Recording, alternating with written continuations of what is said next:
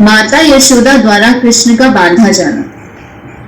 एक बार अपनी दासी का कोई दूसरा कार्य करते देखकर माता यशोदा स्वयं ही दही मथने लगी। दही मंथन करते समय वे कृष्ण की बाल लीलाएं गुनगुनाने और अपने पुत्र के विषय में सोच सोचकर आनंदित होने लगी। दही मथते समय उनकी साड़ी का सिरा दृढ़ता पूर्वक निकटा था और जब वे दोनों हाथों से परिश्रम पूर्वक दही मथ रही थी तो उत्कट पुत्र प्रेम के कारण उनके स्तनों से, जो दोनों हाथों से परिश्रम पूर्वक दही मथने के कारण हिल रहे थे, दूध चूने लगा। उनके हाथ की चूड़ियां तथा कंगन एक दूसरे का स्पर्श करने के कारण रुंझुन कर रहे थे और उनके कर्णाभूषण तथा स्तन हिल रहे थे। उनके मुखमंडल पर पसीने की बूंदें थी और शीश की पुष्पमाला इधर उधर बिखर गई थी। इस अनूठे दृश्य के समक्ष भगवान कृष्ण बाल रूप में प्रकट हुए। वे भूखे थे और अपनी माँ के दुलार को बढ़ाने के लिए वे चाहते थे कि माता दही मथना बंद कर दे। उन्होंने संकेत किया कि माँ का पहला कार्य दूध पिलाना था और दही मथना बाद का कार्य था। यशोदा ने अपने पुत्र को गोद में उठा लिया और उसके मुख में अपना स्तन दे दिया। जब कृष्ण दूध पी रहे थे तो माता हंस हंसकर अपने पुत्र के मुख की सुंदरता निहारती जा रही थी। अकस्मात आग पर चढ़ा हुआ दूध उफरने लगा। दूध को गिरने से बचाने के लिए यशोदा तुरंत ही कृष्ण को एक और बिठाकर चूल्हे के पास गई। मां द्वारा इस प्रकार छोड़े जाने के कारण कृष्ण अत्यंत क्रुद्ध हुए, जिससे उनके होठ तथा नेत्र लाल हो गए। उन्होंने अपने दांत तथा होठ बंद कर लिए और हाथ में एक कंकड़ी लेकर तुरंत माखन की मटकी फोड़ डाली। उन्होंने उसमें से माखन निकाला और आंखों में कृत्रिम आंसू भरकर वे एकांत में जाकर मक्खन खाने लगी। इस बीच यशोदा कड़ाही से उफनते दूध को ठीक करके पुनः मथने के स्थान पर लौट आई। उन्होंने उस टूटी मटकी को देखा जिसमें दही रखा था। क्योंकि उन्हें अपना पुत्र नहीं दिखाई दिया तो वे समझ गए कि यह कार्य उसी का है। वे हंसने लगी और सोचने लगी, बालक बहुत चतुर है, मटकी तोड़कर इस स्थान से दंड के भय से चला गया है। चारों ओर ढूंढने के बाद उन्होंने उसे लकड़ी के एक उल्टे रखे बड़े उखल पर बैठा पाया। वे छत से टंगे झूले पर लटके एक छीके से मक्खन निकाल निकाल कर बंदरों को खिला रहे थे। उन्होंने देखा कि कृष्ण अपने नटखट स्वभाव के कारण उनसे डरकर इधर उधर देख रहा है। अपने पुत्र को इस तरह व्यस्त देखकर वे चुपचाप पीछे से आए, किंतु कृष्ण ने तुरंत ही देख लिया कि उनकी माता हाथ में छड़ी लेकर उनकी ओर आ रही है। अतः वे तुरंत उखल से उतरकर डर के मारे भाग चले।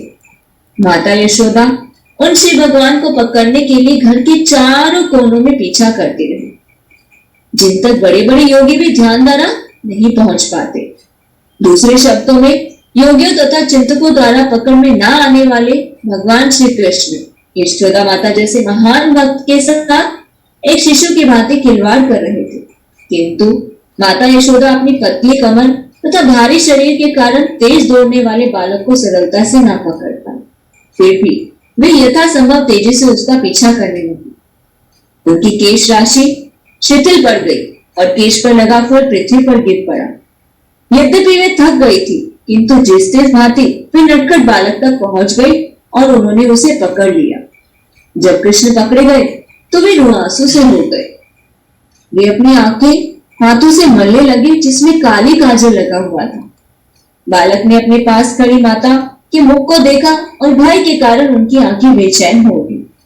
माता यशोदा ये समझ रही थी कि कृष्ण व्यथा ही डरे हुए हैं और वे उसके लाभ के लिए उसका डर दूर करना चाह रही थी। अपने पुत्र की सर्वाधिक हितैषिणी माता यशोदा सोचने लगी, यदि यह बालक मुझसे अत्यधिक डर गया तो उसे कहीं कुछ हो न जाए। तब यशोदा ने छड़ी फेंक दी और उसे दंड देने के लिए उन्होंने रस्सी से उनके दोनों हाथ बांधने की ठानी। वे नहीं जान पाई कि श्री भगवान को बांध पाना उनके लिए असंभव था। माता सोच रही थी कि कृष्ण छोटा सा शिशु है। वे यह नहीं जान पाई कि यह बालक अनंत है, जिसका ना तो अभ्यंतर है, न बाह्य, न आदि है और न अंत। वे असीम तथा सर्वव्यापी हैं। निसंदेह वे ही संपूर्ण दृश्य जगत है। फिर भी यशोदा जी कृष्ण को अपना नन्हा मुन्ना ही समझ रही थी। यद्यपि वे समस्त इंद्रियों की पहुंच के बाहर हैं, तो भी वे उन्हें काष्ठ के उखल से बांधने का प्रयत्न कर रही थी।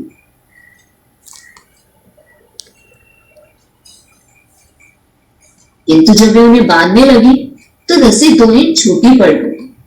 उन्होंने घर से और रस्सी एकत्र की, उसमें जोड़ा, किंतु तब भी रस्सी उतनी ही छोटी पड़ी। इस प्रकार उन्होंने घर की सारी रस्सियां जोड़ डाली, किंतु जब अंतिम गांठ लगाई तब भी वह 2 इंच छोटी निकली।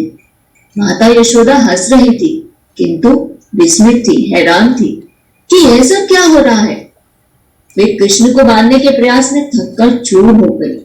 उनके पसीना आ गया और शीश की माला नीचे गिर पड़ी। तब माता को इतना श्रम करते देख कृष्ण को दया आ गई और वे रस्सी द्वारा बंधाए जाने के लिए राजी हो गए। कृष्ण माता यशोदा के घर में एक मानवी बालक की भांति अपनी चुनी हुई लीलाएं कर रहे थे। निस्संदेह श्री भगवान को अपने वश में कौन कर सकता है। शुद्ध भक्त भगवान के चरण कमलों पर स्वयं को अर्पित कर देता है, चाहे वे उसकी रक्षा करे या उसे मिटा दे। किंतु भक्त अपने शरणागत पद को कभी नहीं भूलता। इसी प्रकार भगवान भी अपने भक्त की रक्षा करने में दिव्य प्रसन्नता का अनुभव करते हैं। इसका प्रत्यक्ष उदाहरण कृष्ण द्वारा माता यशोदा के प्रति समर्पण है। कृष्ण अपने भक्तों के लिए सभी प्रकार की मुक्ति के दाता हैं, किंतु उन्होंने यशोदा को जो वरदान दिया उसका अनुभव ब्रह्मा जी, शिव जी या लक्ष्मी देवी तक को भी कभी नहीं हो पाया। श्री भगवान जो नंद महाराज तथा यशोदा के पुत्र के रूप में विख्यात हैं, योगियों तथा चिंतकों तक के लिए भी कभी पूर्ण रूप में ज्ञेय नहीं है, किंतु भक्तों के लिए सहज सुलभ है। ना ही वे योगियों तथा चिंतकों द्वारा समस्त आनंद के परम आगार के रूप में जाने जाते हैं। अपने पुत्र को बांध देने के बाद यशोदा गृह कार्य में लग गई।